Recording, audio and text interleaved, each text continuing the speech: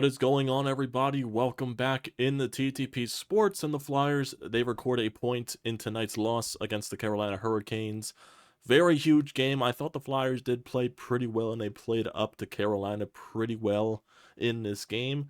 They do end up on the losing side, but that loss does happen in the overtime period. And I do have my complaints about the overtime, but I will get into that standpoint particularly because there's definitely a lot of, flawed mindsets that John Tortorella does with the overtime in terms of schemes and everything, in terms of lines that he brings out there. And I do have some issues with that. But overall, I thought you played a pretty sound game. Like I said, I thought you played up to Carolina. I thought it was a very back and forth game. I thought any team could have won this in regulation. Like I said, I thought the Flyers played really well. And also, this is the second night in a row that you don't have Sean Couturier as a healthy scratch. And still, thoughts on that. I shared my thoughts on the first healthy scratching. Didn't think he needed to go this far. I didn't think he needed a second game in a row scratched. Wouldn't be shocked if he comes back into the lineup this Saturday, especially when there's a back-to-back against Boston and Florida. So I wouldn't be shocked if Coots gets himself back into the lineup here this weekend.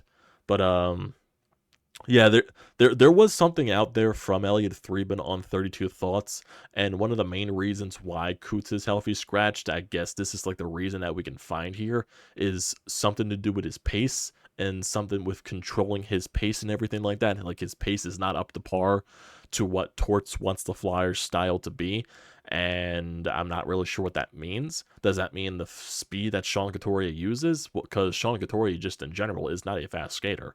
He's been a very, I guess, average skater to below average, speed skater his entire career in the NHL.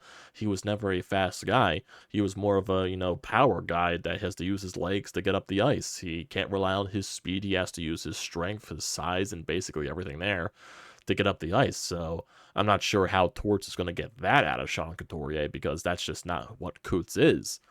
But yeah, we'll see what happens this weekend in regards to Coots coming back. I do expect him to be back in the lineup. I don't think Torts is going to hold him out for this long, unless there's like something that they're just not telling us, like he's trying to keep Couturier away from himself. Like, maybe Coots is still banged up a little bit, and Torts wants to protect him from himself, so he puts him up in the box just with basically no explanation at the end of the day, because Torts has basically explained a lot in the past that Coots will do anything to get back on the ice. It took a very long time to get Coots, even last year, to sit out because of the back surgery. So maybe that's where Torts is going in this aspect, but we still don't know because Torts refuses to talk about it. But I'm not going to harp on that pretty much longer. I do want to get into tonight's game. And like I said many times, I know I'm going to keep repeating myself, I thought the Flyers played a very sound game. There definitely were a lot of chances and opportunities that were missed, in my honest opinion, especially when your shots don't hit the net. And that also comes up the fact with, overtime not getting the puck deep, which resulted in both of the Carolina goals going the other way, which, need to be better. You can't be turning it over. Like, once you enter the offensive zone, you got to find a way to get that puck deep before you make your line change, because if you don't get the puck deep, the Carolina defense is just going to bring the puck right back up, and it's going to lead to a chance in the defensive zone for Carolina, basically.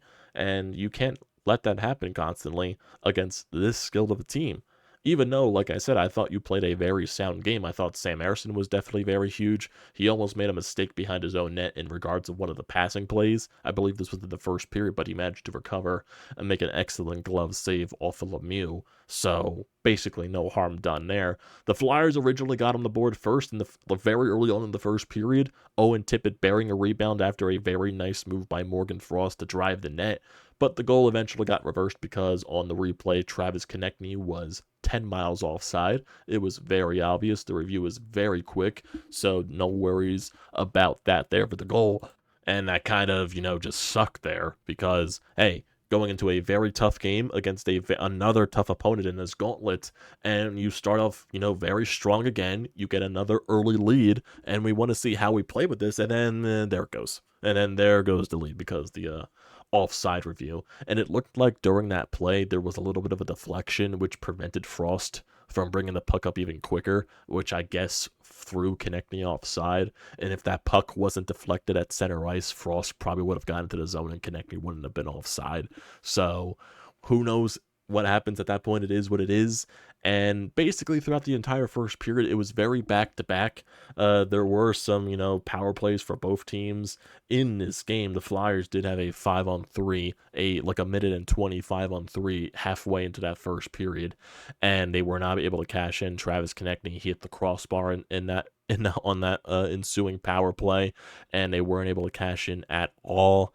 And that was basically it there for the first period. The Flyers had some penalties. They killed off all their penalties in this game. It was very neck and neck, I'll say. As the Flyers do play up to Carolina very well. Both teams are very heavy forechecking. They like to play physical, and that's basically what both of these teams play. It's the same way like I described with the Florida Panthers, and the Flyers play that style.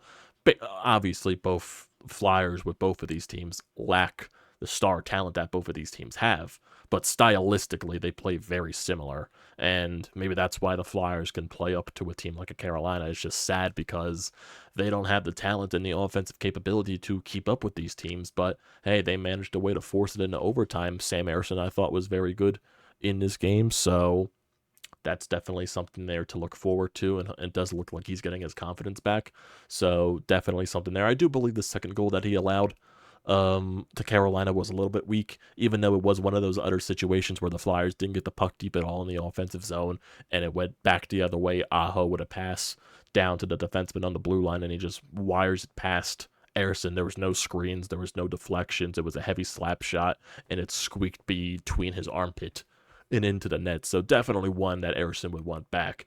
But basically, besides that, I thought Ersson played very fine in this game. I didn't think he was a major reason why you lost it. And especially, too, the first goal, again, was another reason where you didn't get the puck deep and Carolina brought it instantly back. But then the response from you get a nice outlet pass over to Bobby Brink, who hands it off to Joel Farabee, who one-taps it to spring Scott Lawton on a breakaway, and he buries it past Anderson. He ties the game up just like that, less than 30 seconds after Carolina takes the lead, so that's very nice there. But then once again, 5 minutes later, when I keep describing that, you don't hit the puck deep, and that's exactly what happened on this Chatfield goal, where the Flyers were trying to bring the puck up. They get halted at the blue line. They don't get the puck deep. Carolina instantly brings it out, and that's the ensuing goal by Chatfield to make it 2-1 Carolina going into the end of the second period. The Flyers did have their chances, and there's just, so many opportunities where they missed the net. I thought they definitely played a much better third period, and I thought there was an abundance of chances that could have gone the Flyers' way, and especially could have gone into the net, and they just did not take advantage of the opportunities.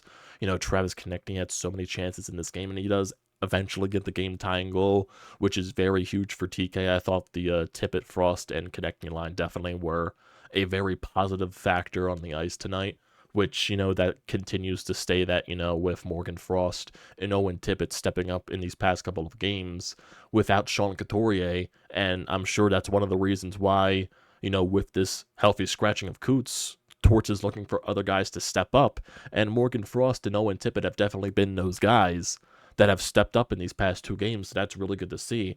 And hopefully for Travis Konechny, just because the past couple of games, he just doesn't look himself. I'm not sure if the injury has any lingering effects on him, and he just looks not as confident as he was before the injury, and he's hesitating a little bit more. It kind of feels like he's being a little bit too much of a puck hog, and he's trying to do way too much with the puck.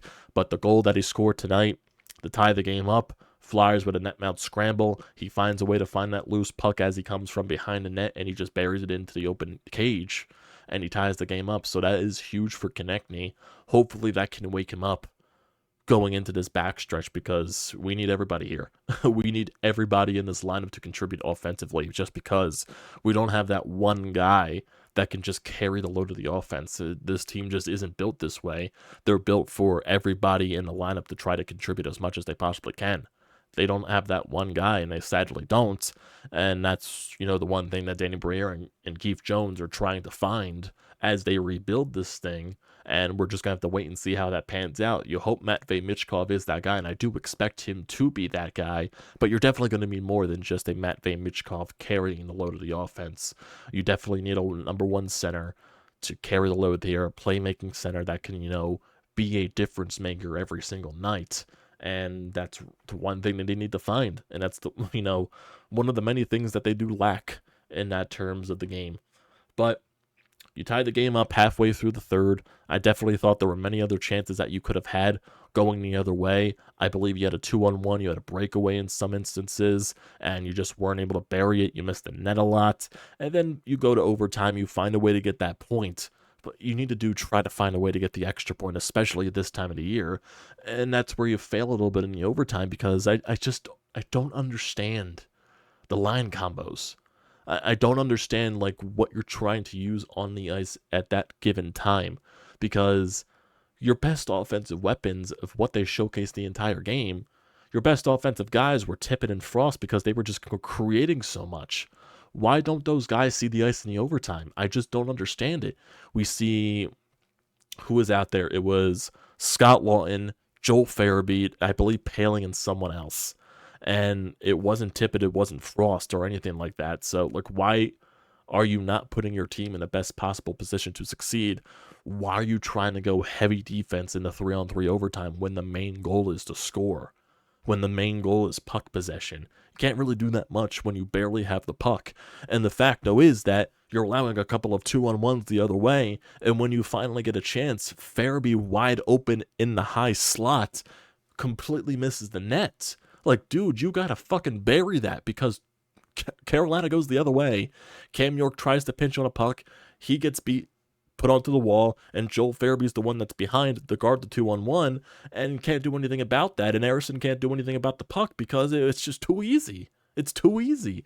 So I don't understand the line combos because you can get some speed and you can get some skill and some play driving if you had a combination of Frost, Tippett, and maybe Cam York out there, or even Travis Sanheim. So I don't understand the use of not putting those guys out there in the 3-on-3.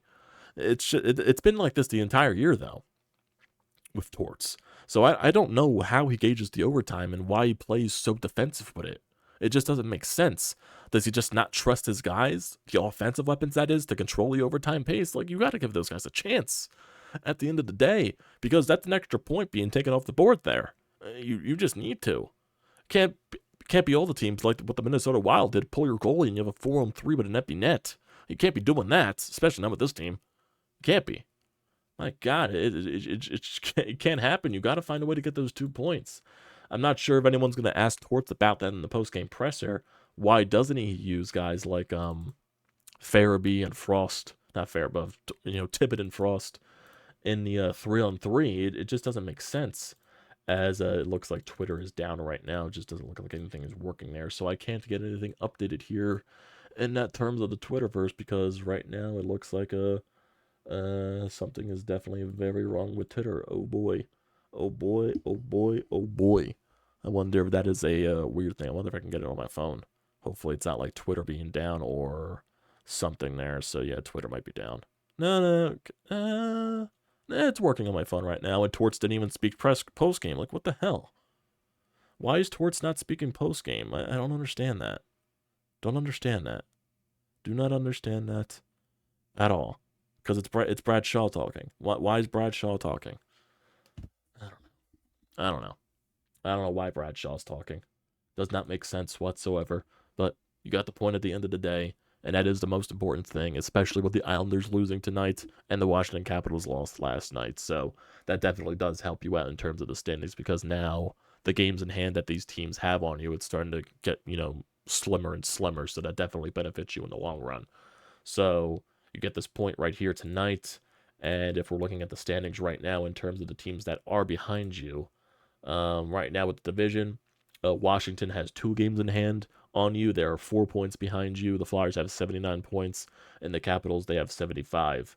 And the Capitals, their tough schedule is just beginning. They played Toronto last night and got destroyed by them. And it also does look like they're going to be losing Tom Wilson to a hefty suspension. So that definitely is a big loss for their team. I'm not sure if Ovechkin, even though he's playing on a ridiculous pace right now with the way that he's scoring goals, I don't think that's going to be able to keep up for that entire team. So we're just going to see what Washington does. They are playing Carolina tomorrow, and that'll be a back-to-back for Carolina, so we'll just have to see how Carolina treats things. But it'll still be a tough task for the Capitals, and the Flyers are now 6 points ahead of the Islanders with 1 game in hand, because the Islanders did lose, and they're in the middle of their tough schedule as well. So that always helps. That definitely always helps. and the New Jersey Devils. You've both played the same amount of games. The Devils, they are 7 points behind you, even though they're still in the mix right there. Not sure if they're going to have the energy to even have that big of a stretch to even catch up into the playoff standings. And in terms of the wild card right now, even though I think the Flyers' main focus is that third place in the Metropolitan Division because I feel like that's their best shot at making the playoffs, not the wild card. Even if they were in the wild card right now, they would be in the second wild card spot because they have one more point than Detroit. So we'll just have to wait and see there. But right now, you have a couple of games. Washington, they have those games in hand, but it'll go right back to one game tomorrow with them playing Carolina, and we'll just see how that happens and what happens with that game. So that definitely just is a wait in progress. And once again, just looking at the Capitals' upcoming schedule, just to see the next few teams they play. So they play Carolina, they play Winnipeg on Sunday, they play Detroit on Tuesday, they play Toronto again next Thursday, and they play Boston next Saturday. So that definitely is a very hefty schedule for the next 4 or 5 games there. They play Buffalo, who's been a lot better. They play Carolina again in April. They play Buffalo twice in April. They play Carolina, Detroit. They play Tampa. They play Boston and the Flyers. So look at this last 5-game stretch for Washington. Detroit, Buffalo on the road, Tampa, Boston at home, and the Flyers on the road. And that Boston Flyers, that's a back-to-back for them, so that'll be very tough for Washington. And especially, when you're playing Tampa at that end stretch of the season, Tampa's in a wild card spot, and they're going to be fighting for their playoff lives, so that definitely isn't going to be a gimme for Tampa Bay in terms of, them already being clinched in a playoff spot. They're going to try to fight for every single point they could possibly get at the end of the day. And for the New York Islanders, looking at the rest of their schedule after today, I believe, it looks like they play the Winnipeg Jets next, and that is on Saturday. So the Islanders have a back-to-back Saturday and Sunday. Both are at home. They play the Jets and the Devils. Then they have 3 days off. Then they play the Florida Panthers. Then they play Tampa Bay on Saturday, and the next Saturday, that is. So it's still a very tough schedule for them. And I do believe the Flyers they play the Flyers on April 1st, Chicago on the 2nd, Columbus. So their schedule definitely lightens up a little bit more. But they do play the Rangers twice. They play the Flyers, which is going to be a tough game. And they play the Devils, which is a tough game. They play Nashville, who is also fighting for their playoff lives. And for, the Pittsburgh Penguins, they play them once in the final game of the season. That could be like a spoiler thing if the Penguins were to do that type of thing. I have no idea. We'll just have to wait and see. But, gotta find a way to keep getting points here, man. Gotta find a way. There definitely was one guy that did stand out to me today, and it's, Erik Johnson did save a goal for the Flyers in that first period. I believe it was a wraparound attempt, and he saved it. So kudos to him there. Definitely a big kudos there to Erik Johnson. But, you got a point, which is definitely crucial in terms of the standings. I just wish you were able to get that second point because that would just mean a hell of a lot more. Because you got 2 tough games this weekend, Saturday and Sunday. Boston, who you have yet to beat this year, and we all know what happened last week. So I'm not sure what's going to happen in that standpoint. And then you got the Florida Panthers on Sunday. And then after that, Rangers on Tuesday, Montreal on Thursday, and then the Chicago Blackhawks on that Saturday the 30th. And then you go into your April schedule. That is Islanders, Buffalo, Columbus, Montreal again, Rangers again, Devils, and then Capitals. So, you still control your own destiny. We'll see what happens in the upcoming days. Next few games this weekend, going to be very tough. We'll see what happens. So, that'll do it for tonight, everybody. I appreciate you all for tuning in as always whenever you decide to. So don't forget to leave a comment in the comment section down below. Don't forget to drop a like. Don't forget to hit that subscribe button. It does me a great deal of service. And also use the code TTPSPORTS, $20 off your first purchase at SEATGEEK. Great deal. Don't pass it up. Thank you, everyone, for tuning in to tonight. I'll see you next time.